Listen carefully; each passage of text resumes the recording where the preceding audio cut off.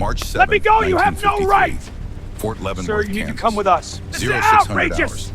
Frost crunches This is beneath wrong, Major you know Thaddeus it. Corbin's knees. My orders are clear. He kneels Stand on down. frozen Or ground what? in the You'll shoot me? execution yard. If I must. The stone beneath him Steady, is men. harder than Hold the bone, line. colder than the On barrel my of a mark, rifle. advance! His prison uniform, gray cotton, regulation The thin, tribunal has does reached a nothing verdict. against You the are March hereby wind dismissed cutting from across service, the plains. effective immediately. Each breath Understood, becomes ma'am. visible. White vapor rising like departing souls. 6 rifles aim at his chest. 15 feet separate him from the firing squad. 6 soldiers standing at rigid attention. Their faces remain blank behind the line of iron sights.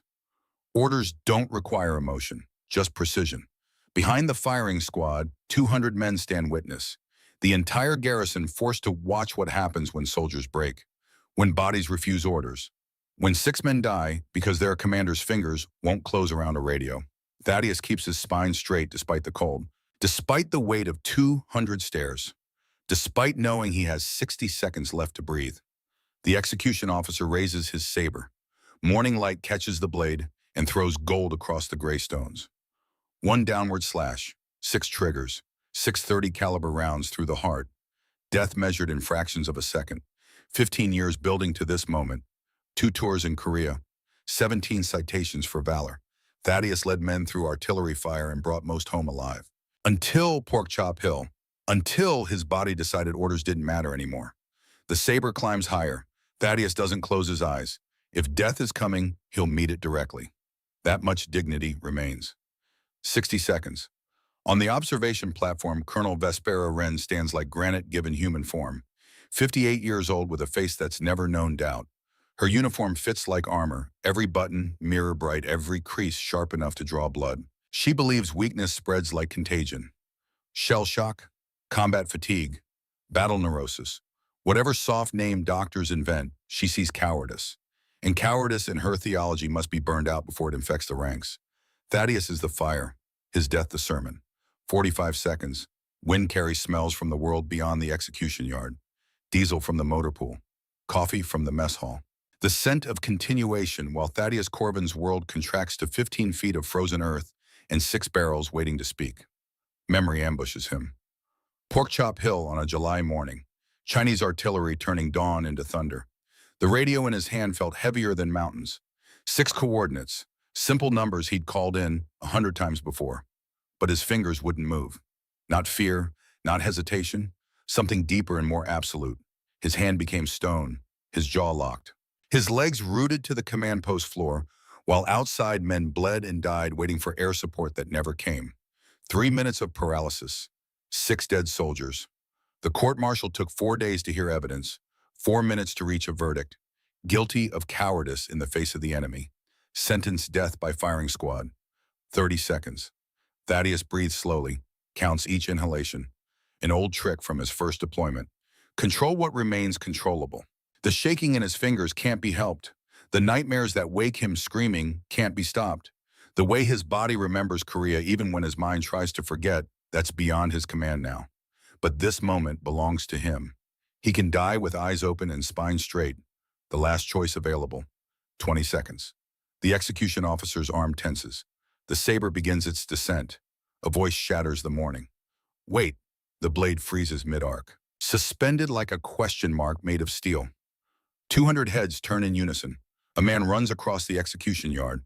Small 5'7" at most. Thin frame drowning in an army chaplain's uniform. Glasses sliding down his nose with each step.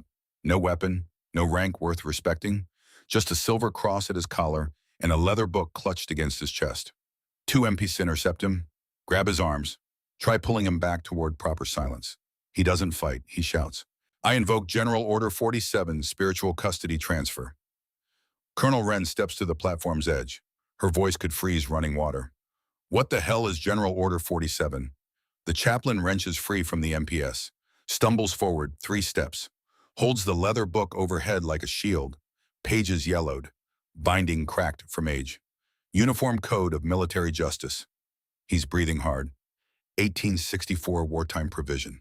Any ordained military chaplain may assume custody of a condemned service member for purposes of spiritual rehabilitation. Enough, chaplain.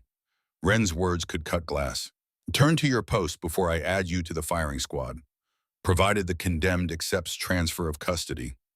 The chaplain doesn't retreat. His voice shakes but doesn't break. The law still stands. Never revoked, never superseded. I have the right to invoke it. Silence thick enough to taste. 200 men hold their breath. The wind itself seems to pause. Wren descends from the observation platform. Her boots strike frozen ground like hammer blows. She stops 5 feet from the chaplain, studies him the way a surgeon studies a tumor. You understand what you're doing, chaplain? Yes, ma'am. This man is guilty, condemned, a coward who froze while 6 soldiers died under his command. This man is wounded. The chaplain's voice stays quiet but firm. And I'm offering him what the army refuses to provide, a chance at redemption through healing instead of execution. Redemption. Wren's laugh carries no humor. Look at him. His hands shake constantly. He can't control his own body. What redemption exists for that kind of weakness? The chaplain meets her stare without flinching. My brother died in Korea 18 months ago. He served under an officer who had shell shock, but was forced to keep commanding because the army pretends invisible wounds don't exist. That officer made a mistake. My brother paid for it. So did 4 other men who had families waiting for them. Something flickers behind Wren's eyes, brief as lightning, gone before it can be named. Your brother's death doesn't change this man's crime. No, ma'am, but maybe preventing more deaths like his gives both of us purpose. The execution officer still holds the saber raised, waiting for orders. The firing squad maintains position, rifles ready, fingers on triggers, breathing synchronized.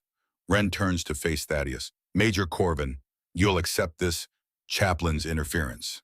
Thaddeus looks at the man who just interrupted military execution. Really sees him for the first time. Young, mid-30s perhaps, dark hair going premature gray at the temples, eyes enlarged by thick lenses. The book trembles in his grip. He looks terrified, but he's standing between Thaddeus and 6 loaded rifles anyway. Your name? Thaddeus asks. His voice comes out rough from 3 days of silence. Chaplain Everett Grimwald. Why risk this? One word containing every question. Why jeopardize your career? Why invoke forgotten law? Why save someone everyone else has condemned to die? Everett's answer comes simple and direct. Because my brother needed someone to stand up for him when he was breaking down. No one did. He died. I can't change that. But maybe I can change what happens to you. Maybe that's enough. Thaddeus looks past Everett to the firing squad, to Colonel Wren's face carved from ice and certainty, to 200 witnesses waiting to see if rules still matter when mercy conflicts with justice. Then back to Everett Grimwald, this small chaplain, trembling behind a law book, like a shield that might not hold. I accept custody, chaplain. The words hang crystalline in frozen air. Wren's jaw tightens. A muscle jumps below her left eye. For 10 seconds, she doesn't move, doesn't speak, calculates something behind those granite eyes.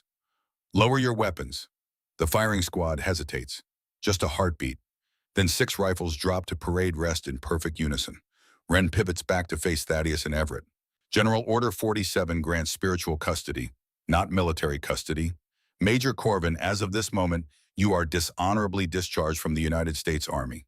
No rank, no pension, no honors, no protection under military law. You become Chaplain Grimwald's problem. His responsibility, his burden to carry. She steps close enough that only the 2 men can hear her next words. You have 12 hours to vacate Fort Leavenworth. After 1,800 hours, you're trespassing on federal military property. We shoot trespassers, no trials, no second chances, just bullets. Everett swallows hard, nods understanding. Wren's attention shifts to Thaddeus.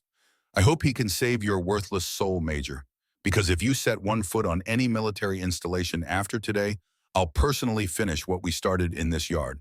She turns, walks back to the observation platform without looking at either man again. Execution suspended by legal intervention. Garrison dismissed. 200 men break formation. Some move slowly, reluctant to leave the spectacle. Others rush away, grateful they're not the ones kneeling on frozen stones. All of them stare at the condemned man who somehow walked away from his own firing squad. An MP approaches, unlocks the iron shackles binding Thaddeus's wrists. The metal hits frozen ground with a sound like bells. Thaddeus stands. His legs are stiff from 20 minutes kneeling. He sways, catches himself. The world tilts briefly, then rights itself. Everett reaches out, steadies him with one hand on his elbow. Can you walk? The tremor in Thaddeus's fingers intensifies. Always worse in mornings, always worse and cold, but his legs still function. That's something. Yes. Then we should leave while we still can. They cross Fort Leavenworth in silence. Past the execution yard where frost still marks where Thaddeus knelt. Past the barracks where he spent 16 days waiting to die. Past the commissary, the chapel, the parade ground where he once stood at attention with pride in his spine and purpose in his step. Now he wears gray prison cotton. No insignia, no rank. Just a number stenciled across his back in black paint. Former Major Thaddeus Corvin. Discharged. Exiled. Erased. Men pause in doorways to watch them pass. Some faces show pity. Most show contempt. A few reveal something harder to classify, perhaps relief that someone else is walking this particular road. Perhaps fear that their own breaking point approaches. Everett leads them to the quartermaster depot. A sergeant waits outside the door. He doesn't make eye contact with either man. Just extends a canvas duffel bag in manila envelope. 12 hours. The sergeant's voice stays flat. After 1,800 MPS have shoot-on-sight orders. He vanishes back into the depot before either man can respond. Everett opens the duffel. Inside 3 days' field rations, 2 wool blankets, 1 canteen, 1 compass, a map of eastern Kansas with Fort Leavenworth marked in red. No weapon, no money, no vehicle. Just enough supplies to possibly survive if they're lucky and competent. Thaddeus takes the duffel. The weight feels pathetic. Everything he owns now fits in 15 pounds of canvas and cotton. Where do we go? His question carries no emphasis, just need for direction. Everett pulls a smaller bag from his shoulder, opens it. Inside, Thaddeus glimpses a Bible first aid kit and documents bound with string. Flint Hills, 40 miles northeast. There's an abandoned civilian conservation corps camp from the Depression. I did research after I decided to invoke General Order 47. You planned this in advance. I hoped. Everett adjusts his glasses. Didn't know if you'd accept. Didn't know if Wren would honor an 89-year-old law. But yes, I prepared for this possibility. They reach the main gate. The guard on duty looks 19, maybe 20. He sees Thaddeus's prison uniform. Everett's chaplain insignia. Confusion crosses his young face. Let them through. The voice comes from inside the guard shack. The gate swings open. Thaddeus steps across the threshold, off federal military property, into civilian Kansas for the first time in 15 years. The gate closes with metallic finality. March wind cuts across prairie grassland, cold and relentless. It carries the smell of earth and distance and possibilities that don't include military structure. Everett points northeast toward low hills on the horizon. 40 miles. We should arrive before dark if we maintain steady pace. Thaddeus looks at those distant hills. They seem impossibly far. The tremor in his hands hasn't stopped since Porkchop Hill. Probably never will, but his legs still work. That counts for something. Then we walk. They cover the first 5 miles without speaking. The landscape stretches flat and brown. Endless grassland rolling to every horizon. Clouds race overhead, heavy with rain they haven't released yet. Thaddeus walks with military precision despite everything. Spine straight, eyes forward, each step measured and deliberate. 15 years of training that don't disappear just because the uniform does. But the cup of coffee he drank that morning would rattle in his grip now if he still held it. Everett struggles to match pace. He's built for contemplation, not cross-country marches. His breath comes harder. His glasses slide down with sweat despite the cold. But he doesn't complain, doesn't ask to rest. At mile 7, they stop beside a small creek. Clear water running fast over smooth stones. Thaddeus fills the canteen, drinks, passes it to Everett. Everett drinks gratefully, wipes his mouth with the back of one hand. Can I ask what happened at Porkchop Hill? Thaddeus watches water flow around rocks, constant, inevitable, indifferent to human concerns. Artillery started at 0430, Chinese bombardment, heaviest barrage I'd experienced. The command post shook, dust fell from the ceiling, radio crackling with position reports, every unit taking fire simultaneously. He pauses. Memory remains vivid despite his efforts to forget. I needed to call in air support. 6 coordinates. Routine procedure I'd executed hundreds of times. But when I picked up the radio handset, the tremor in his fingers intensifies. He makes fists to hide it. Nothing worked. Couldn't grip the handset properly. Couldn't press the transmit button. My entire body just stopped responding. Like someone severed the connection between my brain and my hands. I could see what needed doing. could think the exact words, but nothing moved. Everett listens without interrupting. 3 minutes, Thaddeus continues. Doesn't sound like much, but in combat, 3 minutes is eternity. By the time I could move again, Chinese forces had overrun our forward positions. 6 men died in those positions, men I was responsible for protecting. It wasn't your fault. The court-martial disagreed. The court-martial was wrong. Thaddeus looks at this chaplain who threw away his career to save a stranger. This man with trembling hands and convictions that apparently matter more than self-preservation. Why really do this, risk everything for me? Everett removes his glasses, cleans them on his shirt. Without them, his eyes look younger, more vulnerable.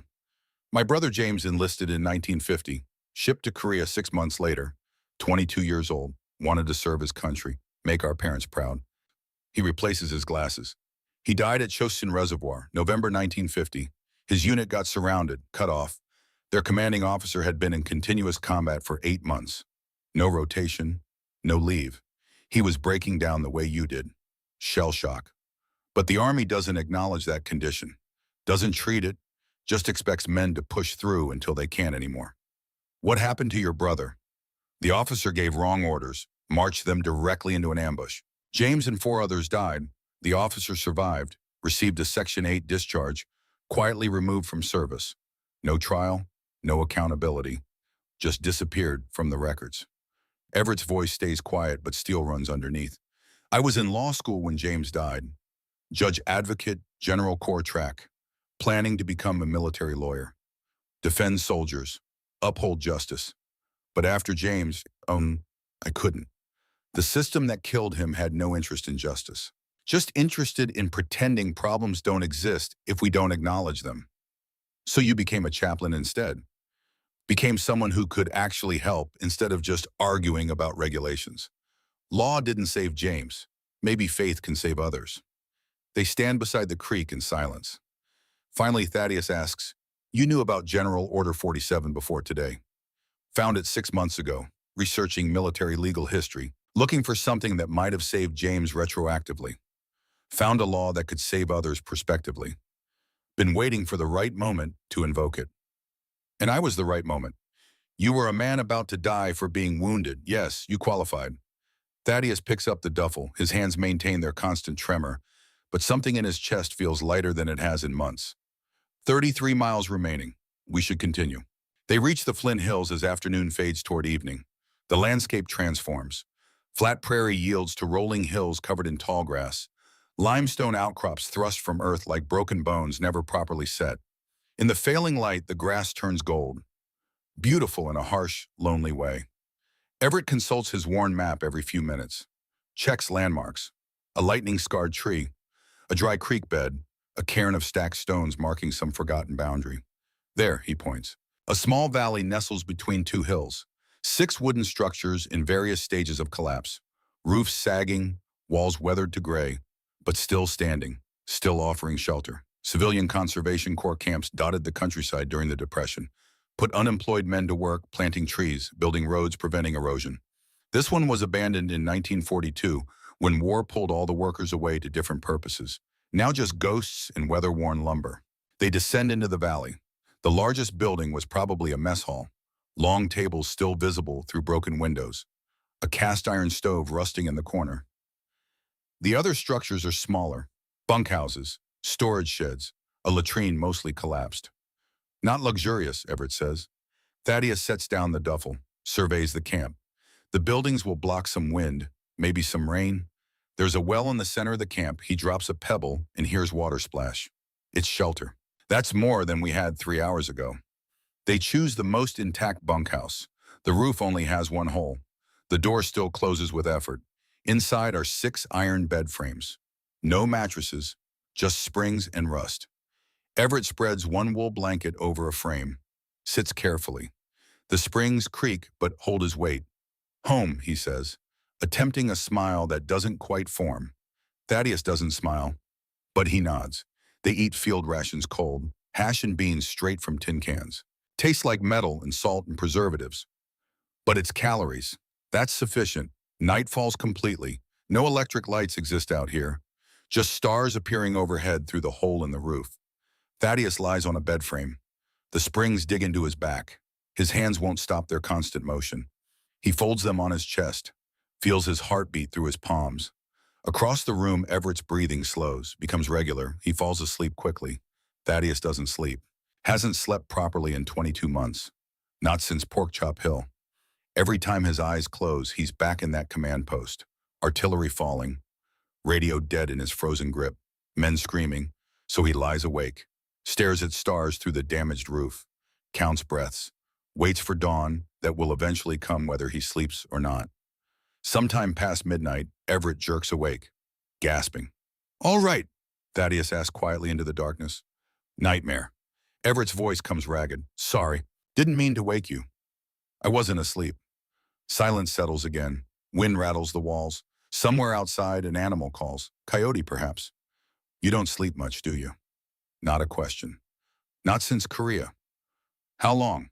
22 months. More silence. The wind, the distant coyote, the sound of two broken men breathing in darkness. "My brother wrote letters home," Everett says, "from Korea. In his last few months, he described not sleeping, lying awake listening for incoming rounds, closing his eyes and seeing things he didn't want to see." "Did he say what helped?" "No, he died before finding anything that worked." Thaddeus stares at unchanging stars. Orion, Cassiopeia, the same constellations men have watched for millennia. They don't care about Korean artillery or execution yards or condemned soldiers trying to sleep in abandoned camps. "I'm sorry about James. I'm sorry about your 6 men. They lie in darkness, 2 broken men in an empty camp, exiled, carrying ghosts that won't depart, but alive. That counts for something." Morning arrives cold and overcast. Thaddeus wakes surprised he actually slept. 2 hours maybe, not much, but more than usual. Everett is already up, building a fire in the mess hall stove. He's located dry wood somehow. The fire catches reluctantly, smokes badly, but eventually burns. They heat water for coffee. Army Instant, tastes like dirt mixed with bitterness, but it's hot and contains caffeine. "We need a plan," Everett says, warming his hands around the tin cup. "What kind of plan?" "Supplies, 3 days of rations." "Then what? This camp is 40 miles from the nearest town. We can't survive on air and hope." Thaddeus sips terrible coffee. Thinks. "Council Grove has a general store, 20 miles south. We could trade work for supplies." "Trade what?" "We have nothing. Manual labor. I can work. Farming, construction, whatever needs doing." Everett glances at Thaddeus's hands. The tremor visible even wrapped around the warm cup. "Can you, fair question. Fine motor control is gone. Precision work impossible. But basic labor. I'll learn to compensate." "What if..." A sound interrupts. Footsteps outside the mess hall. Multiple people moving quietly, trying to avoid detection. Thaddeus and Everett freeze. More footsteps. At least 3 individuals. Approaching carefully. Thaddeus sets down his coffee, moves to the window, looks out cautiously. 3 men stand in the camp clearing. Thin, dirty, wearing mixed civilian clothes and military cast-offs. They look hungry, desperate. One carries a rifle, old bolt action but functional. "Everett," Thaddeus says quietly. "Company." Everett joins him at the window. The 3 men spread out, checking other buildings, searching. The one with the rifle calls out, "We saw your fire. Know you're in there. No point hiding."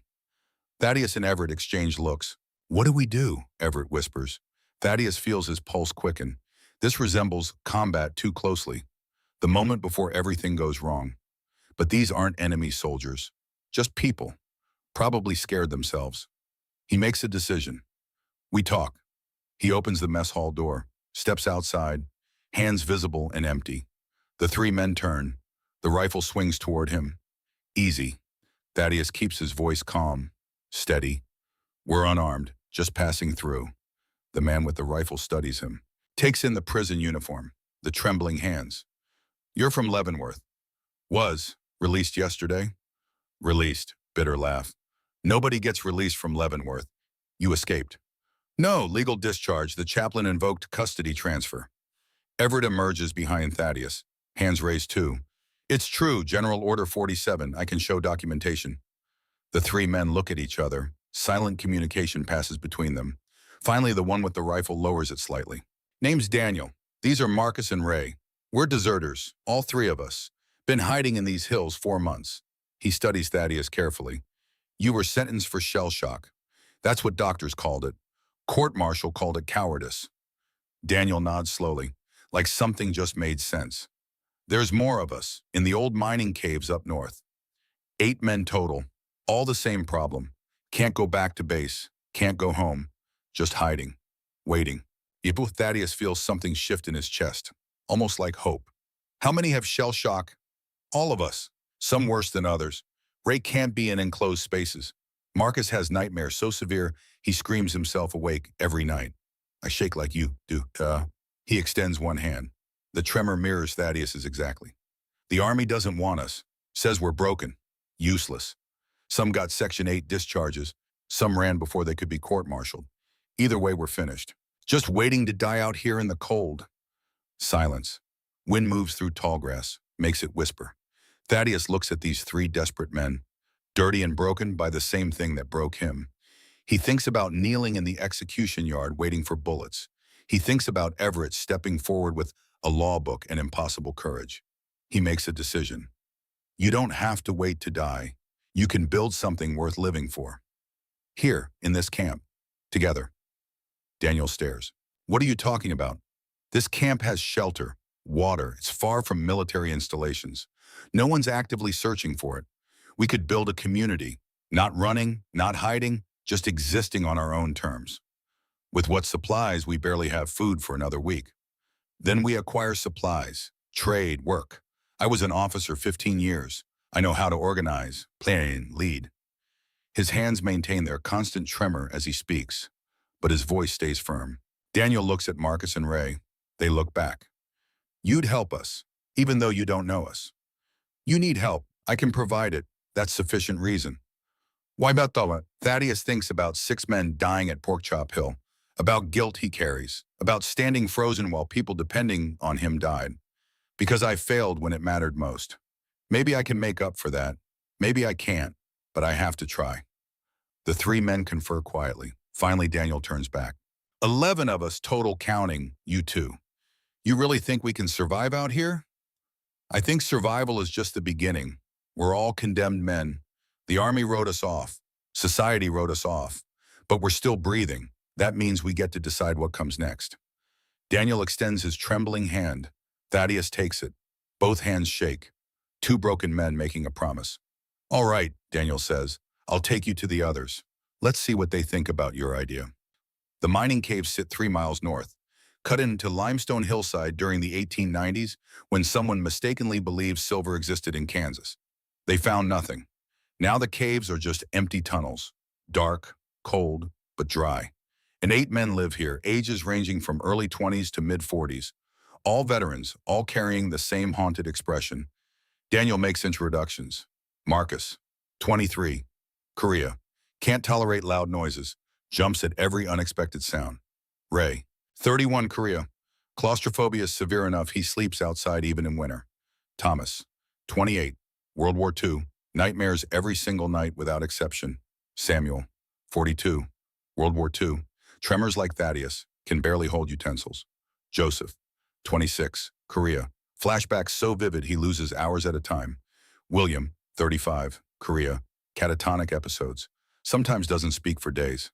Henry, 24, Korea, panic attacks, hyperventilation, chest pains. David, 29, Korea, all symptoms combined. The worst case Daniel has encountered. They gather in the largest cave, sit on rocks and old blankets, listen as Thaddeus explains his proposal. A community, a sanctuary, not hiding or running, building something deliberate. The men are skeptical. They've been barely surviving on scavenged supplies and poached game. The idea of something more substantial seems impossible. We're broken, Thomas says, his voice hollow. The army broke us and discarded us. What can broken men possibly build? Thaddeus looks at him, at all of them. Everything. Broken hands can still work. Broken men can still have purpose. What purpose? Samuel asks. His trembling hands rest in his lap. We can't fight, can't serve, can't even sleep without screaming. What use are we to anyone? Wrong question. Not what use are we to the army or the country or anyone else. The question is, what use can we be to ourselves, to each other? Silence. I spent 15 years serving, Thaddeus continues, following orders, doing my duty. And when I broke down and couldn't control my body anymore, the system I served condemned me to death for being wounded. He walks to the cave entrance, looks out at hills rolling to the horizon. The chaplain saved my life with an old law, but he didn't give me purpose. That's something I have to discover myself. Maybe we discover it together. Henry speaks up, young voice, uncertain. What if it fails? What if the army finds us? What if we can't do this? Thaddeus turns back. Then we fail trying. That's better than dying without trying. Better than waiting in caves for starvation or exposure or MPS to finally locate us. You make it sound simple, David says, voice harsh with bitterness. Just build a community. Just find purpose. Like it's easy. It's not easy. Nothing about this is easy. But it's possible. That's all I can promise. Possibility. The men look at each other, worn faces, tired eyes, but something else there too. Something that might become hope. Daniel stands. I vote we try. Worst case, we're no worse than now. Best case, maybe the major is right. Maybe we can build something. One by one, the others stand. Thomas, Samuel, Joseph, William, Henry, David, Marcus, Ray, 11 men total, all broken, all condemned, all still alive. What's the first step? Daniel asks. Thaddeus looks at Everett. The chaplain nods. We move from caves to the CCC camp, get under real roofs. Then we inventory supplies, determine what we have and what we need. Then we plan. Just like that, David asks, skeptical. Just like that. And if the army comes? The tremor in Thaddeus's hands continues, but his voice stays steady. Then we face it. Together. The word hangs in cold cave air. Together. 11 men who've been alone so long, they forgot what together means. But maybe they can remember. Week 1 in the camp brings frost on windows, and Thaddeus already awake before dawn. Building fires, heating water, moving with purpose despite the tremor that never stops. He organizes them like a unit, not with barked orders or military rigidity, something gentler, something recognizing they're all wounded differently. Samuel's hands won't hold tools steady, but his mind works fine. Thaddeus assigns him inventory management, counting supplies, making lists, work using intellect instead of fine motor control. Thomas hasn't slept through a night in 3 years. Nightmares wake him screaming. So Thaddeus gives him night watch, lets him stay awake with permission instead of shame, gives the sleeplessness a job to do. Ray can't breathe inside, can't handle enclosed spaces. So he becomes their hunter, ranging through Flint Hills with the old rifle, bringing back rabbits, deer, wild turkey. He's skilled at it, better when he can see horizons. Henry panics in crowds, heart racing, can't breathe. So Thaddeus assigns quiet solo tasks, tending the well, repairing fences, work where panic doesn't equal failure. Each man receives a role matching his capabilities instead of fighting his limitations. It's imperfect. David still has catatonic episodes where he sits motionless for hours. Joseph loses time to flashbacks. William goes days without speaking. But they have structure, routine, purpose. And slowly, almost invisibly, they start healing. Not cured, not fixed, just better than before. Thaddeus feels it himself. His hands maintain their constant tremor, probably always will. But when he's teaching tactical theory to Marcus, when he's planning supply runs with Daniel, when he's organizing watch rotations, the shaking matters less somehow. He has purpose again. That's the cure the army never offered. Week 2 brings rain. Cold March rain transforming the camp into mud and testing every roof. They patch holes with salvaged tar paper. String tarps between buildings. Dig drainage ditches. Miserable work, cold, wet, exhausting. But they do it together. Everett leads morning prayers sometimes. Not formal church prayer, just quiet words of gratitude for being alive, for having shelter, for not being alone. Some men join in, some don't. Thaddeus usually doesn't participate, but he listens. And sometimes the words help. One afternoon, while reinforcing a sagging beam, Marcus asks a question. Thaddeus, what happens when supplies run out? Thaddeus hammers a nail. The tremor makes it difficult. The nail bends. He pulls it out and tries again. We find more. How? We're 40 miles from anywhere. Half of us are deserters with warrants. You're dishonorably discharged. They see us, they arrest us. Then we don't let them see us. Marcus is quiet. Then you mean stealing. I mean surviving. There's a difference. Is there? Thaddeus looks at him, really looks. Marcus is 23, baby-faced, Joined straight from high school because his father said it would make a man of him. Korea made something, but not a man, a ghost who jumps at sounds and can't sleep in darkness. The army took everything from us, Thaddeus says. Took our health, our futures, our dignity. I don't feel guilty about taking a few supplies back. What if we're caught? We won't be. Marcus absorbs this, returns to work. But Thaddeus can see him thinking. That night, over thin soup and stale bread, Thaddeus addresses the group. We need supplies, food, medicine, tools. Our rations are gone in 3 days. After that, we're living on whatever Ray hunts. That's not sustainable long term. What are you proposing? Daniel asks. Scavenging runs, hit abandoned farms, old military surplus depots, places without guards. Take what we need, leave no trace. That's theft, Thomas says. That's survival, Thaddeus counters. I'm not forcing anyone, but I'm saying we need supplies and I'm willing to acquire them. Silence around the table.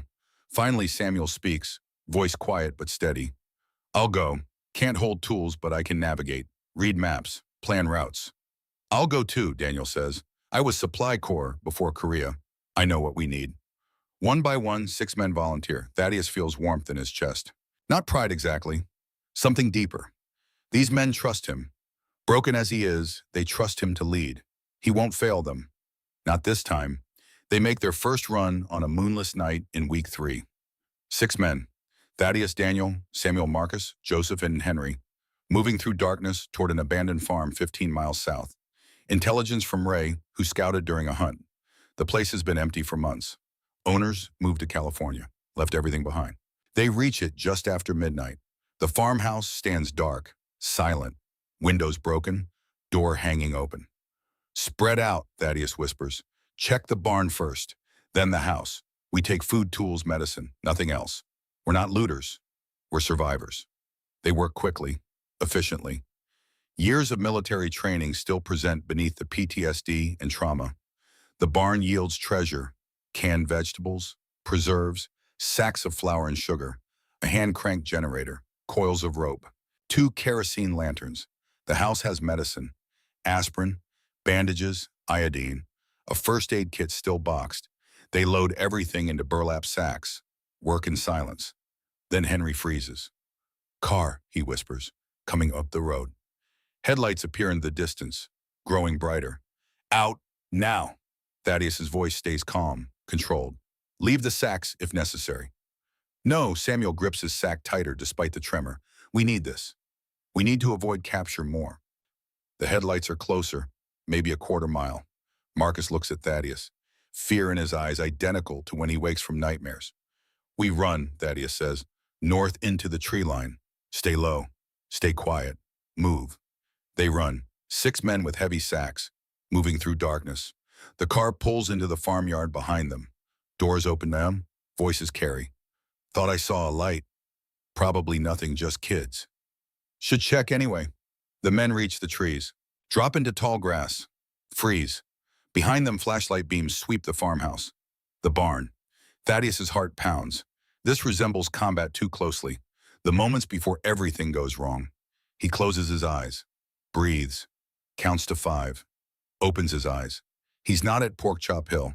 He's in Kansas, in a field, with 5 men depending on him to maintain composure. We wait, he mouths silently to the others. Don't move. They wait. 10 minutes, 20, 30. The voices at the farmhouse fade. Doors close. The car drives away. They wait another 20 minutes to be certain. Then they grab their sacks and disappear into night. They reach camp at dawn, exhausted, triumphant. Unload their haul in the mess hall, canned goods, flour, sugar, medicine, tools. Enough supplies for 2 months if they're careful. The other men gather, stare at the pile. You did it, Ray says, amazed. We did it, Thaddeus corrects. All of us. This is community effort. They celebrate with hot coffee and canned peaches. Small luxuries feeling like riches. Thaddeus sits apart, watching. The tremor continues in his hands. Everett joins him. You all right? Yeah. You don't look all right. You look like you're barely holding together. Thaddeus is quiet for a long moment. When that car came, I almost froze. Just like Porkchop Hill. Almost couldn't move. Couldn't think. But you didn't freeze. No, I didn't. I gave orders. We escaped, but it was close. Too close.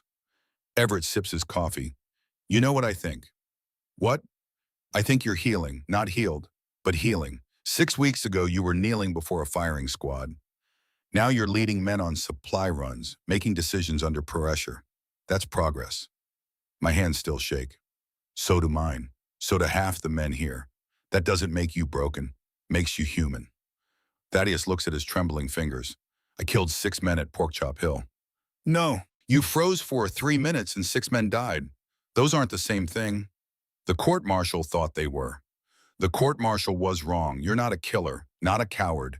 You're a wounded soldier learning to live with wounds, just like everyone here. Thaddeus drinks his coffee, considers this. Maybe Everett is right. Maybe healing isn't about stopping the tremor. Maybe it's about shaking and moving forward anyway. Week 4 brings a visitor. Ray spots him first. A man walking up the main road toward camp. Alone, no visible weapons, moving slow, careful. Someone's coming, Ray calls out. The men gather, tense, ready to scatter if it's MPs. But it's not. The man who enters camp is old, 60s, maybe 70s, thin, stooped. He carries a leather medical bag and walks with a cane. He stops at the clearing's edge, raises one hand. I'm unarmed, not a threat. I'm a doctor. I heard there were men here who might need help. Thaddeus steps forward. What kind of doctor? The kind who used to work for the army, until they discharged me for refusing to lobotomize patients. Silence. The old man smiles, bitter. My name is Dr. Silas Thornwick. I was chief psychiatrist at Fort Riley until 6 months ago. Specialized in treating combat fatigue, shell shock, battle neurosis, whatever name you prefer for wounds that don't bleed. He takes a step closer. The Army wanted me to perform experimental treatments, electroshock, insulin shock therapy, surgical intervention. I refused. They discharged me quietly. Didn't want publicity about what they were doing to soldiers. Thaddeus studies him, looking for deception, traps. Why are you here? Because I heard rumors. Men living in the Flint Hills, veterans with PTSD. I thought maybe I could help. Do what the Army wouldn't let me do. Actually treat people instead of experimenting on them. We don't have money for medical care. I don't want money. I want to do my job properly. The real job, helping soldiers heal. Daniel speaks up. Why should we trust you? Thornwick looks at him, at all of them. 11 broken men watching with suspicious eyes. Because you're suffering and I know how to help. Not cure, I can't cure you. But I can teach you how to live with it, how to manage symptoms, how to build lives worth living despite the wounds. He opens his medical bag, shows them. Bottles of medication, bandages, medical journals, notes. I've researched PTSD for 20 years. The Army didn't want my findings, said it made soldiers look weak. But I know what works, and I want to share it, if you'll let me. Thaddeus looks at Everett. The chaplain nods slightly. You can stay, Thaddeus says. On probation, help where you can, but if you're lying, if this is a trap. It's not, Thornwick says. I swear it. He's not lying. Over the next week, he proves it. Dr. Thornwick establishes a clinic in one of the smaller buildings. He examines each man, not physically, mentally, talks about symptoms, triggers, coping mechanisms. For Thomas, he recommends keeping a dream journal, writing down nightmares instead of fighting them. Takes away some power. For Ray, he validates the claustrophobia, says it's normal after months in trenches and bunkers, teaches breathing exercises for when it intensifies. For David, he identifies the catatonia as dissociative response, teaches others how to help him return without forcing it. He teaches them all about triggers, about flashbacks, about how trauma rewires the brain. Your bodies learn to survive in war zones, he explains one evening. Everyone gathered in the mess hall. Now they're trying to survive here, but here is safe. Your bodies don't recognize that yet, so they react to threats that aren't present. That's not weakness, that's biology. Can it be fixed? Henry asks. Young voice, hopeful. It can be managed with time, support, purpose. You'll probably always have symptoms, but they'll become quieter, less intense. You'll learn to recognize them, work with them instead of against them. How long? Marcus wants to know. Years, maybe your whole life, but it improves. I promise it improves. That night, Thaddeus talks to Thornwick privately. The Army discharged you for refusing to experiment on patients. What kind of experiments? Thornwick's face darkens. Electroshock therapy. We'd restrain soldiers and run current through their brains. Sometimes it helped. Sometimes it turned them into vegetables. Sometimes it killed them. How many died? Officially zero. The Army doesn't admit when experiments fail. Unofficially, I counted 37 deaths in 18 months, all listed as suicide or natural causes. Thaddeus feels something cold in his stomach. 37 soldiers.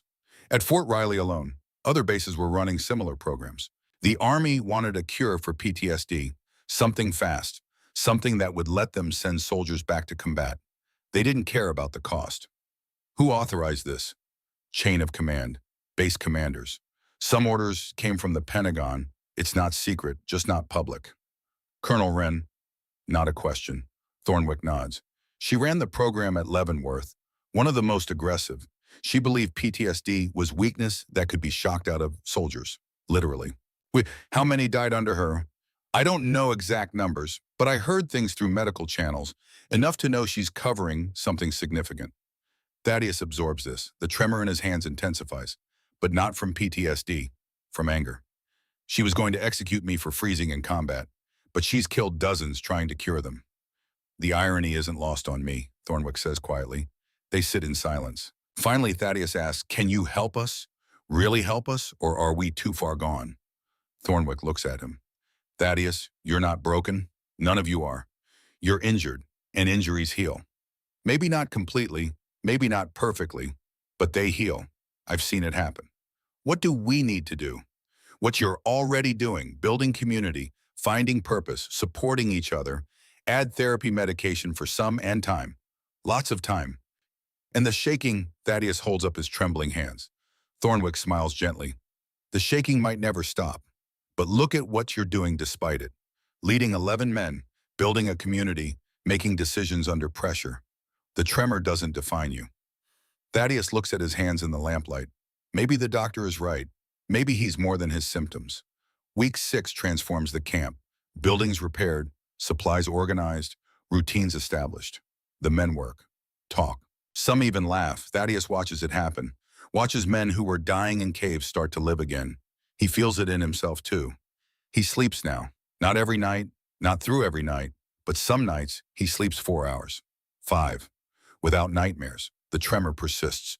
But when he's teaching tactics to Marcus, showing Samuel how to plan supply routes, helping Ray dress a deer, it matters less somehow. He has purpose. That's the cure no medication can provide. One evening, Everett finds him at the camp's edge, watching sunset turn the Flint Hills gold. You look different, Everett says. Different how? Lighter, like you're carrying less weight. Thaddeus thinks about this. I still think about Porkchop Hill. Still see those 6 men. Still feel the radio in my frozen grip. That doesn't disappear. But I also see 11 men here who are alive because we're working together. That counts for something. Everett smiles. It counts for everything. They stand in comfortable silence. Then Everett says, I need to tell you something. I went into Council Grove yesterday for supplies, heard talk. What kind of talk? Military police asking questions about deserters, about a camp in the Flint Hills. Someone's been talking. Thaddeus goes very still. How much time do we have? I don't know. Days, maybe a week. They're organizing a search party. How many? I heard 20 men, MPS from Leavenworth and Fort Riley. They're coming, Thaddeus, and when they arrive, he doesn't finish. He doesn't need to. Thaddeus looks back at the camp, at smoke rising from chimneys, at men moving between buildings, living, healing. We don't run, he says quietly. What? We don't run. We've built something here, something that matters. We defend it. Thaddeus, we can't fight military police. We're not soldiers anymore. We're men protecting our home. That's what we are. Everett is quiet for a long moment. You'll fight, I'll defend. There's a difference. Is there? Thaddeus looks at him, steady, certain. Yes, fighting is about destroying. Defending is about protecting. We're not trying to hurt anyone. We're trying to keep what we've built, what we've earned. They have guns, training, authority. So do we. We have terrain advantage. We know these hills. And we have something they don't. What? We have something to lose. They prepare for confrontation, not war, not killing, but defense. Thaddeus gathers the men, explains the situation. MPs are coming, maybe 20 of them. They have orders to arrest us, bring us back, Court-martial some. Section 8 the rest. End what we've built here. Silence. Fear on some faces. Anger on others. I'm not asking anyone to fight, Thaddeus continues, but I'm asking if you want to defend this place. Because if we do nothing, they take us. And everything we've built, this community, this healing, it ends. What's the alternative? Daniel asks. We make it difficult enough that they give up, not kill them, not harm them if avoidable, just make the cost higher than they're willing to pay. How? Thaddeus spreads a hand-drawn map on the table. This valley has one main approach road, two secondary trails. We can't defend all three, but we can make the main road impassable, force them to come on foot, slow them down, disorient them, make them think there are more of us than there are. He points to positions on the map. We establish observation posts, tripwires, noisemakers, anything creating chaos without firing shots. We make them reconsider coming in here. And if they don't reconsider, Thomas asks, if they just storm in anyway, then we scatter, hide in the caves, the hills. We know this terrain. They don't. We can disappear faster than they can search.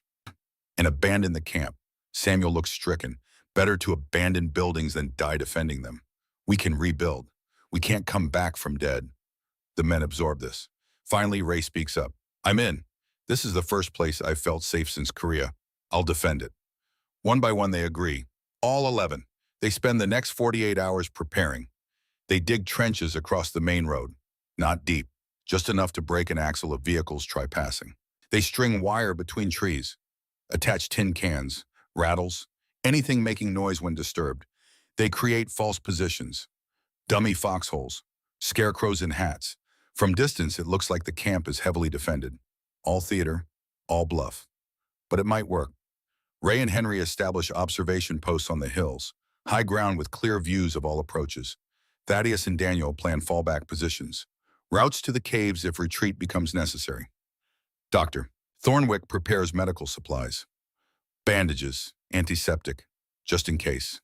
Everett prays. On the third day, Ray signals from his post. They're coming.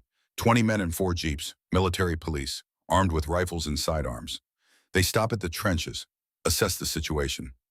Thaddeus watches through binoculars from the mess hall window. His pulse quickens, heart pounds. This resembles combat too closely, but he breathes, counts to 5, stays focused. The MPS leave their vehicles. Start walking, spread out in tactical formation. They know what they're doing.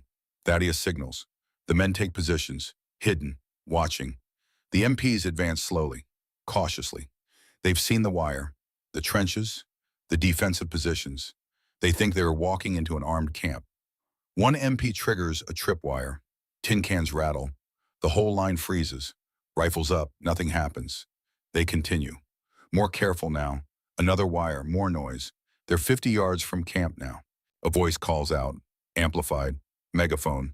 This is Captain K.L. Mordrin, United States Army Military Police. We have orders to retrieve deserters and escaped prisoners. Come out peacefully, and you won't be harmed. Silence from the camp. We know you're here. We have you surrounded. This doesn't have to be difficult. Thaddeus steps out of the mess hall, hands visible, empty. He walks into the clearing, alone. Captain Mordrin, this is Thaddeus Corbin, former major. Dishonorably discharged, not under military jurisdiction. A man steps forward from the MP line, tall, broad-shouldered, maybe 40 years old. Major Corbin, we have orders. I'm not a major anymore, and your orders don't apply to civilians on civilian land. You're harboring deserters. I'm providing sanctuary to wounded veterans. Different thing. Mordrin walks closer. 10 yards. 5. He stops, studies Thaddeus, and recognition dawns. Corbin, Thaddeus Corbin, 3rd Battalion, Korea.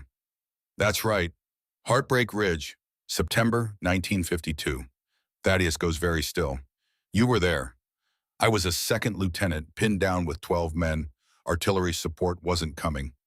We were going to die, and then a major appeared, crawled through enemy fire to reach us, called in strikes, held the position until relief arrived. That major was you. Silence. You saved my life, Mordrin says quietly. Saved 12 lives. That was before Porkchop Hill, before I froze. I don't care about Porkchop Hill. I care about Heartbreak Ridge, about 12 men who went home because of you. Mordrin turns, looks back at his MPS, Then back to Thaddeus. What are you doing here? Building a community for veterans with shell shock. Men the Army discarded. We're healing together. The Army wants them back. The Army wants to court-martial them or experiment on them. Doctor, Thornwick told me about the electroshock programs. The deaths. Mordrin's jaw tightens. You know about that. I know enough. 37 deaths at Fort Riley. How many at Leavenworth? I don't have those numbers. But you know it's happening. Mordrin doesn't answer. Behind him, the MPs wait, rifles ready, watching. I have orders, Mordrin says finally, and I have 11 men who'll die before going back to that. Your choice, Captain. You can try to take us. We'll scatter. You'll spend weeks searching these hills. Probably catch a few. Miss most. Waste time and resources. For what? To bring back deserters who are healing on their own. Or you go back. Tell Colonel Noshren you searched the area and found nothing. Abandoned camp. No one here. We disappear deeper into the hills. You never see us again. Mordrin is quiet for a long time. Then he calls back to his men. Stand down. Sir, one of the MPS questions. I said, stand down. We're leaving. He looks at Thaddeus. I owe you my life. I can't repay that by dragging you back to Leavenworth. But I can't disobey orders either. So I'm going to search this camp thoroughly.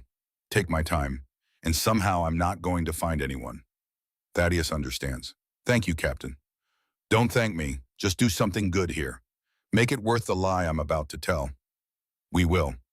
Mordrin turns to leave, then stops. Half my men are Korea vets, shell shock, PTSD, whatever you call it. Some barely functional. If I bring them here, would you take them? Thaddeus stares. You're serious. Dead serious. They need help. The Army isn't providing it. Maybe you can. We're barely surviving ourselves. But you're surviving. That's more than they're doing. Thaddeus thinks about this. Send them, one at a time, quietly. We'll take care of them. Mordrin nods once, then he and his MPs retreat. Back to their jeeps. Back down the road. The men emerge from hiding, stunned. What just happened? Daniel asks. Thaddeus watches the jeeps disappear. We won, not by fighting, by being worth saving. That night they celebrate quietly, not with drinking or carousing, just satisfaction. They defended their home, and it worked. Around the fire, the men talk. About Mordrin, about the close call, about what comes next. Thaddeus sits slightly apart, watching. The tremor continues in his hands. But tonight it feels different, not like failure, like victory. Everett joins him. You did it, the chaplain says. We did it, all of us. No, you led, you made decisions. You negotiated with an armed force. Despite everything, the PTSD, the tremor, the trauma you led. Thaddeus looks at his hands in the firelight.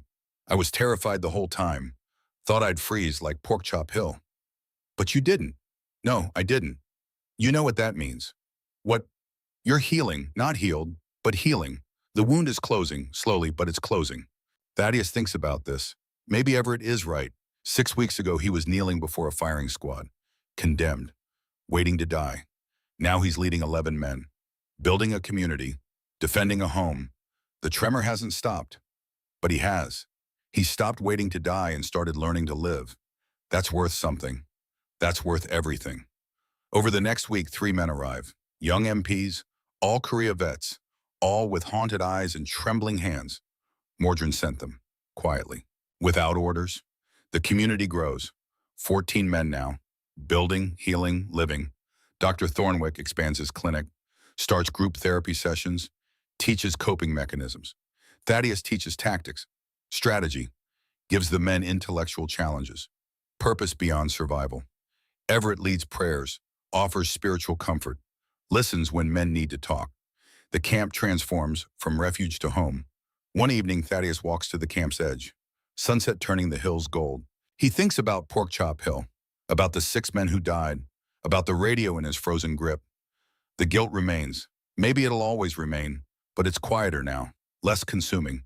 He's building something here, something that matters, helping men heal. That doesn't erase Porkchop Hill, but it balances it, slightly, enough to keep going. The tremor continues in the evening light. He watches his hands, steady despite the movement. Broken things can still build, he's living proof. Behind him, smoke rises from the camp. Voices drift on the wind. Laughter, real laughter, from men who forgot how. Thaddeus allows himself a small smile. It's been a long time since he smiled. It feels good. Tomorrow they'll wake and work, build more, heal more, help more men who arrive broken and leave healing. Tomorrow they'll take another step forward. But tonight they rest, in safety, in community, in hope. That's enough. That's everything. Week 8 brings spring to the Flint Hills. The community now holds 21 men. More arrive every few days, sent quietly by sympathetic officers. Men with vacant stares and trembling hands. Men who wake screaming. Men who can't tolerate crowds or loud noises or enclosed spaces. The camp absorbs them, gives them roles, purpose, space to heal. Thaddeus watches it grow. Watches men who arrive broken start building, start laughing, start sleeping through nights. He sees his own healing reflected in theirs. The tremor persists, probably always will. But when he's teaching map reading to new arrivals, when he's planning supply rotations with Daniel, when he's sitting with David through a catatonic episode, it matters less. He has purpose. That's the cure the Army could never provide. Dr. Thornwick runs therapy sessions 3 times weekly, group sessions where men talk about nightmares, flashbacks, triggers, things they can't say to civilians who haven't been there. The talking helps. More than medication, more than rest, just knowing they're not alone. Not crazy, not weak, just wounded. And wounds can heal. And Everett leads morning prayers, not formal, not mandatory, just quiet moments of gratitude for being alive, for having community, for not fighting alone. Some join, some don't. Thaddeus usually sits in the back, listens without participating. But the words sink in anyway. One morning in early May, Samuel approaches Thaddeus. We need to talk, all of us. Community meeting. What's wrong, Emma? Nothing's wrong, that's the problem. We're doing too well. Thaddeus doesn't understand. That evening, 21 men gather in the mess hall. Samuel stands, unfolds a newspaper. Council Grove Daily, 3 days old.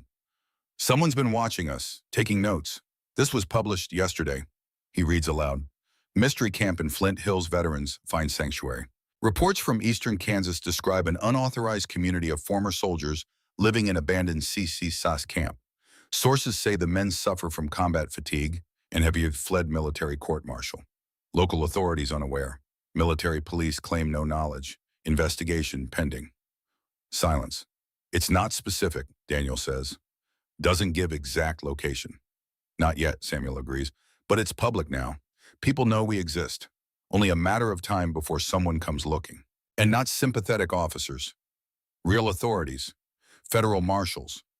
Thaddeus feels something cold in his stomach. They've been living on borrowed time. He knew that, but having it in print makes it real. What do we do? Marcus asks, young voice, scared. We prepare, Thaddeus says. Same as before. Defensive positions, fallback routes. We've done this. It's not the same, Thomas says. MPS, we could maybe reason with. Federal marshals, they don't care about moral arguments. They enforce law, and we're breaking it. We're not criminals, Ray says hotly. Legally, some of us are. Desertion is a crime. The men shift uncomfortably. Dr. Thornwick speaks up, quiet, measured. Maybe it's time to stop hiding.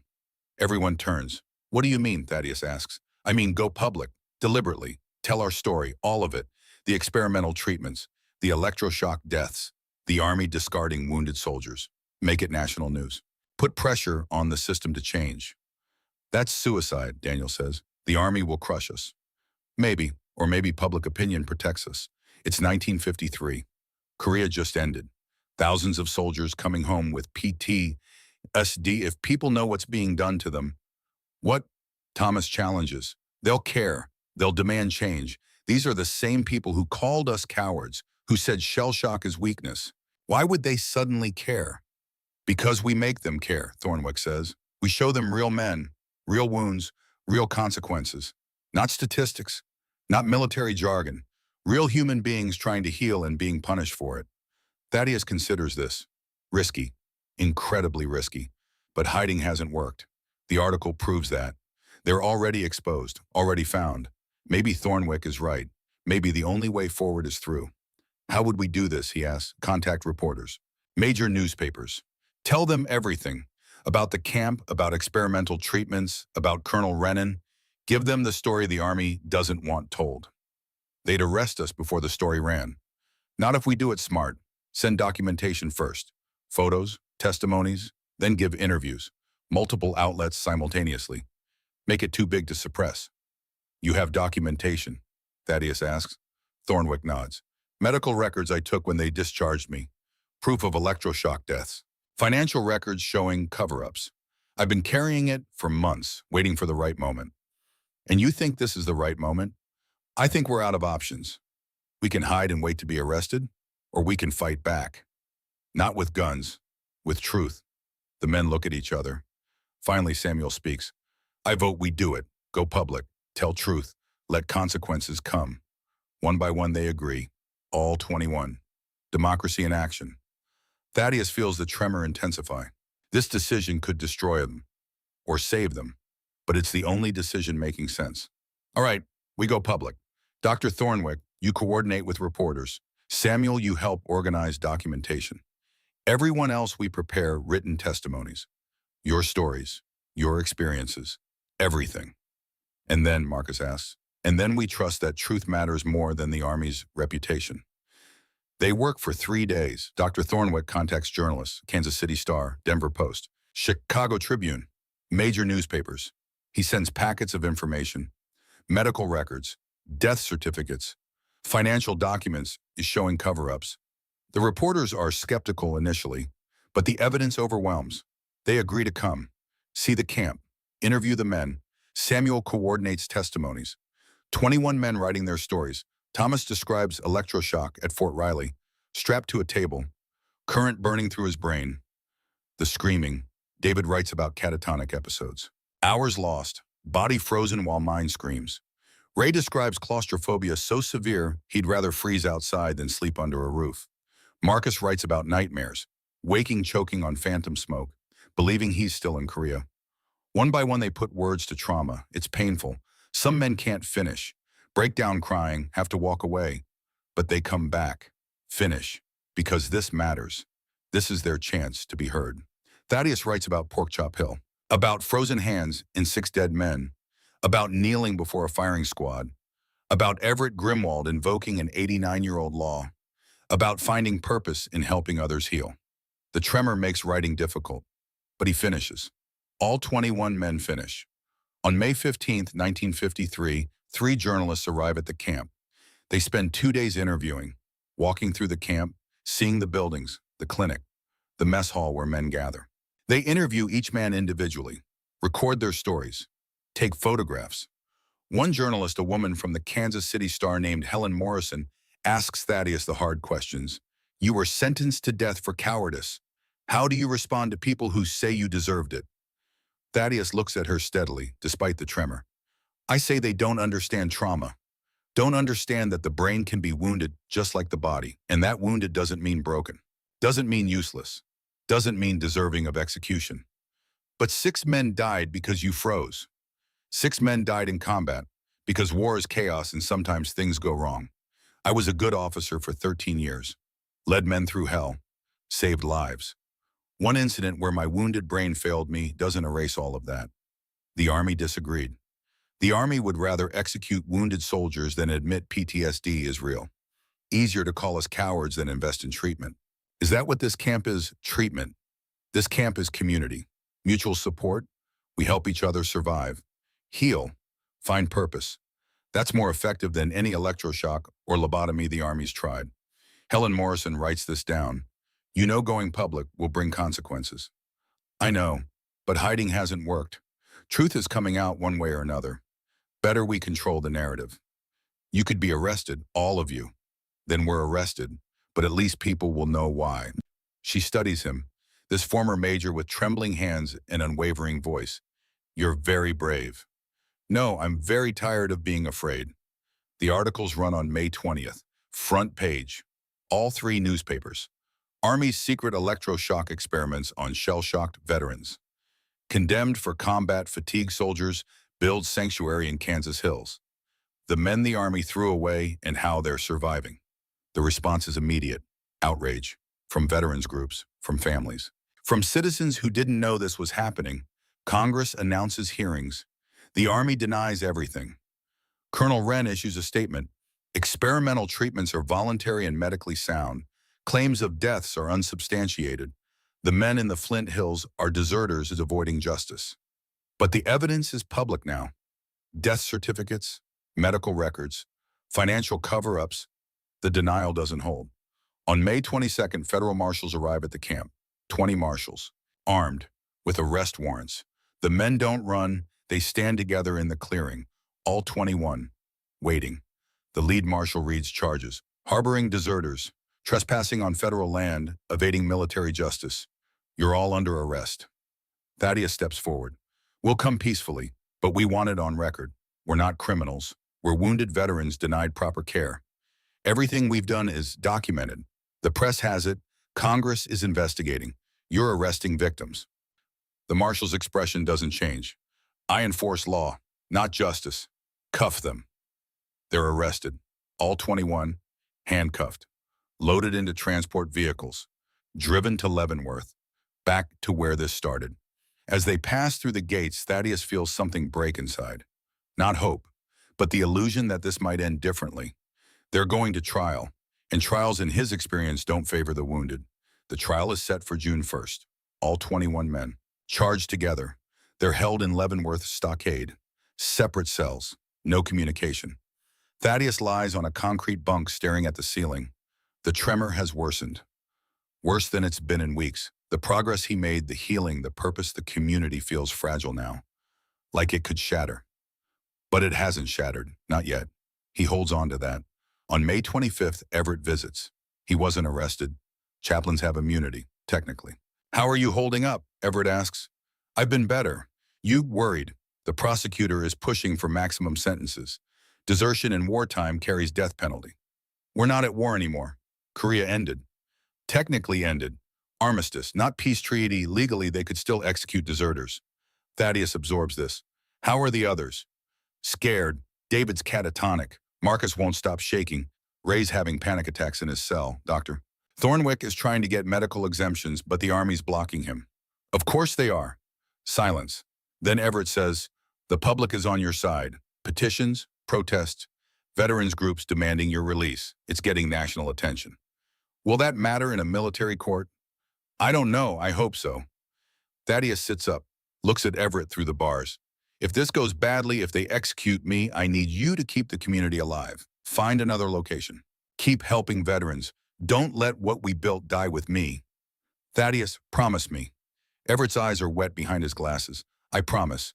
But you're not dying. Not again. I didn't invoke General Order 47 just to watch you get executed 6 months later. You might not have a choice. There's always a choice. We proved that, and we'll prove it again. The trial begins June 1st. Military tribunal. 3 judges, all colonels, all old school. The prosecution is brutal. They call Thaddeus first. Make him recount Porkchop Hill. Force him to admit he froze. That 6 men died. And now the prosecutor says, you're harboring other deserters, other cowards, corrupting them with this idea that combat fatigue is an excuse for dereliction of duty. It's not an excuse, Thaddeus says. It's an explanation and a call for proper treatment instead of execution or experimentation. Experimentation, the prosecutor scoffs. The treatments administered were medically sound and voluntary. Were they? Thaddeus looks at the judges. Because Dr. Thornwick has records of 37 deaths at Fort Riley alone. Men who died from electroshock, from insulin shock therapy, from botched lobotomies, all listed as suicide or natural causes, all covered up. Objection, the prosecutor shouts. Unsubstantiated allegations. But Dr. Thornwick is called next. He brings his documentation, medical records, death certificates, financial records showing Colonel Wren authorizing experimental treatments, then falsifying reports. The evidence is damning. The tribunal recesses. 2 hours later, they return. This court is expanding the investigation. Colonel Vespera Wren is hereby summoned to testify. This trial is postponed pending further review. Thaddeus feels something shift. Not victory, not yet, but possibility. Wren testifies 3 days later. She's composed. Cold denies everything. Experimental treatments were within medical standards. Deaths were unfortunate, but not criminal. These men are deserters seeking to avoid justice by fabricating conspiracy theories. But the prosecutor, now investigating both sides, brings evidence, financial records, payments from pharmaceutical companies, death certificates that don't match autopsy reports, Testimony from nurses who witnessed forced electroshock. Wren's composure cracks. I was following orders, medical protocol. What was I supposed to do, coddle these men? Let weakness spread through the ranks. You were supposed to heal them, Dr. Thornwick says from the gallery, not experiment on them. The judges confer. On June 8th, they issue their ruling. Colonel Vespera Wren is hereby relieved of command pending court-martial for criminal negligence, falsification of military records, and unauthorized human experimentation. She will be held at Leavenworth pending trial. The courtroom erupts. Wren is escorted out in handcuffs. Her face is stone, but her eyes show fury. The lead judge turns to Thaddeus and the 20 men. As for you, the charges of harboring deserters stand. However, given the evidence of systemic mistreatment and the public interest in this case, we are recommending clemency, not pardons, but reduction of charges to minor infractions. Time served, immediate release. Thaddeus can barely breathe. You're free to go, but understand the military does not condone desertion. We're releasing you because the system failed you first. That doesn't excuse what you did, it contextualizes it. We understand, sir, Thaddeus says. Do you? Because I hope you use this freedom wisely. Build something. Help people. Don't make us regret this mercy. We won't, sir.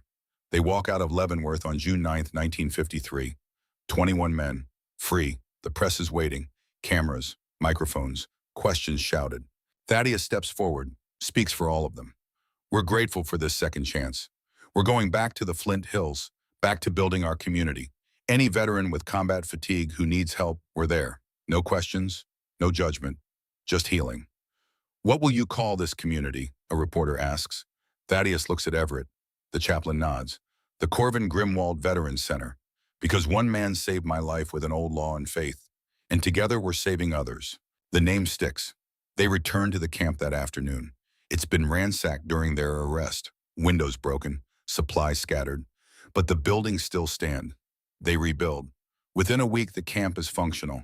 Within 2 weeks, new men arrive.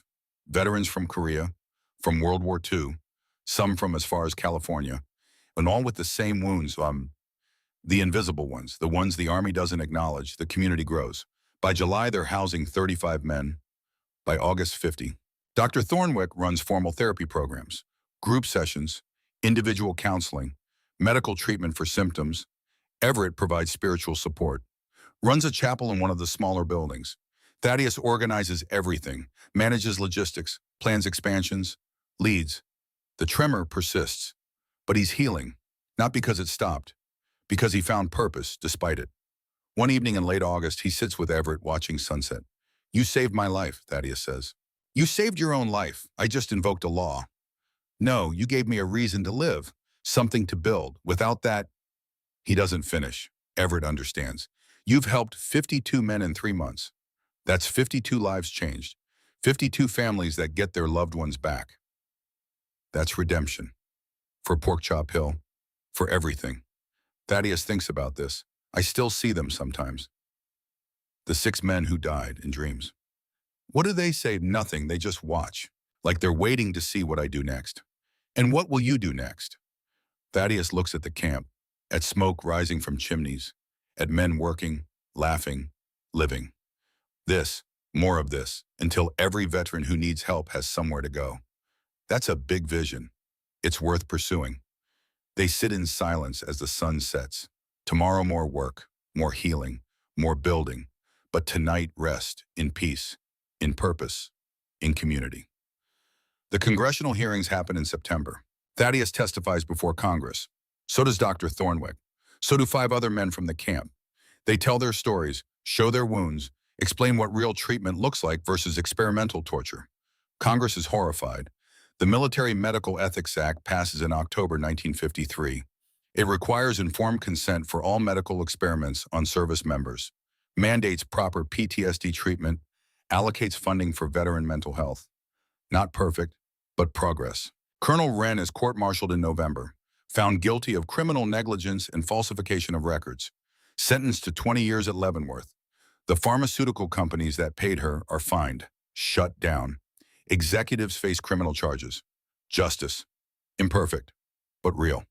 By December, the Corvin Grimwald Veterans Center is official, recognized by the state of Kansas, granted nonprofit status. receives government funding for veteran services. They expand, build new buildings, hire staff, create formal programs. 75 men now, living, healing, building lives. Thaddeus watches it grow, feels pride for the first time in years. Not pride in himself, pride in what they've built together.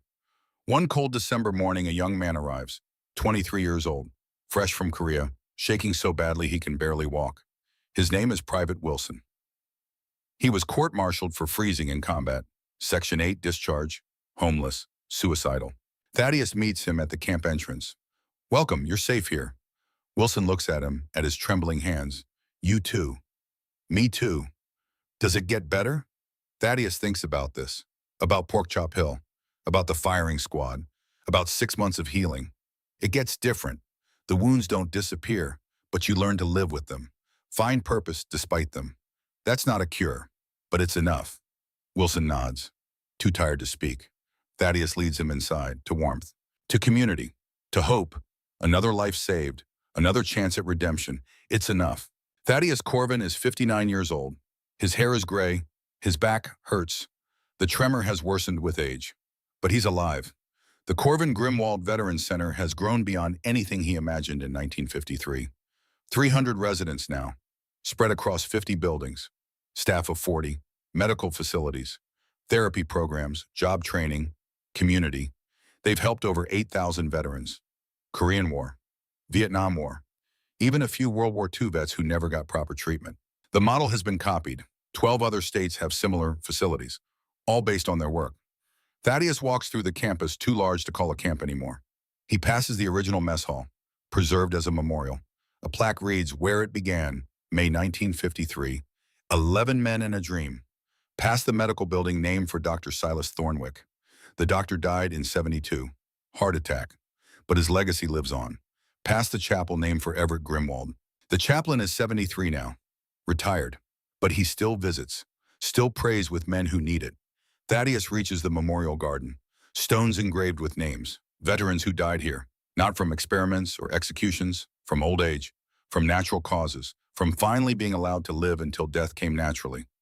Among them Daniel, Thomas, Ray, Samuel, the original 11, most gone now, but their legacy remains. Thaddeus sits on a bench. The tremor is worse than when he was young. Age compounds it, but it doesn't define him. Not anymore. A young man approaches, early 20s, thin, haunted eyes, fresh from Vietnam. He sits next to Thaddeus, doesn't speak, just sits. After a while he asks, "Does it ever stop?" Thaddeus knows what he means. The nightmares, the flashbacks, the feeling of being broken. No, it doesn't stop, but it gets quieter. You learn to live with it, find purpose bigger than the pain. How long did it take you? Thaddeus looks at his trembling hands. 22 years, still counting.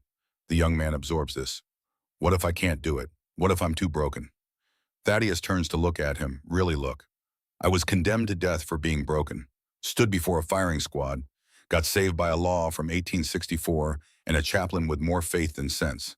Spent 6 months building a camp with 10 other broken men. Got arrested, went to trial, won.